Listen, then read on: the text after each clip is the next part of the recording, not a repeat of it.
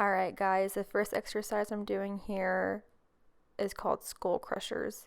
I'm doing 3 sets of 10, and as you can see, I had to kind of adjust my hand placement on the resistance band. I haven't done these in a while, so it was actually kind of new to me to be performing these again. But when you're performing these, just make sure that you keep your elbows straight up. Sometimes you can find yourself with your elbows actually pointed towards your head more. So just keep that in mind, just to keep your elbows up. The next exercise I chose to do was the alternating seated incline hammer curl. And I really like this exercise because I personally feel like you isolate your arms a lot, and I get a pretty good burn whenever I perform this one. Just make sure that you keep your shoulders retracted, just so you're not pulling the weight up with your shoulders, because if you are pulling the weight up with your shoulders, then you're not going to get as good of a contraction. The next exercise is called the overhead tricep extension, and I did 3 sets of 10 of these as well, but I did with each arm. And with this exercise, I actually used a resistance band. My resistance band was about 5 to 15 pounds, depending on where I held the band.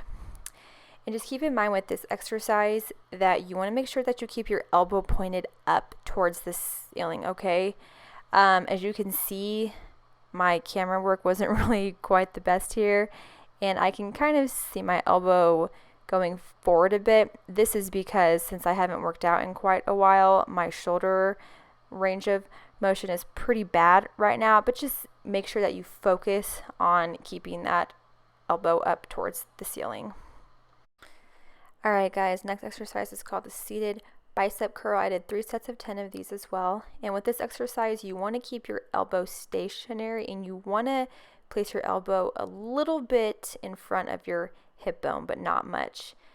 You don't want your elbow to rock back and forth, because if it does, then it's actually going to take tension off of the bicep itself, and that will not give you the best results. Alright guys, the last exercise is called narrow knee push-ups. I did 3 sets of 10 of these, and I chose knee push-ups because I do not want to sacrifice my form. I know that I'm not the strongest right now, especially in my triceps and my chest, and I will not sacrifice my form for anything, because form is very important. But with these, just make sure that you can go as low as you can, and as you can see, I'm having trouble here, but just do your best, and over time you will improve, I promise.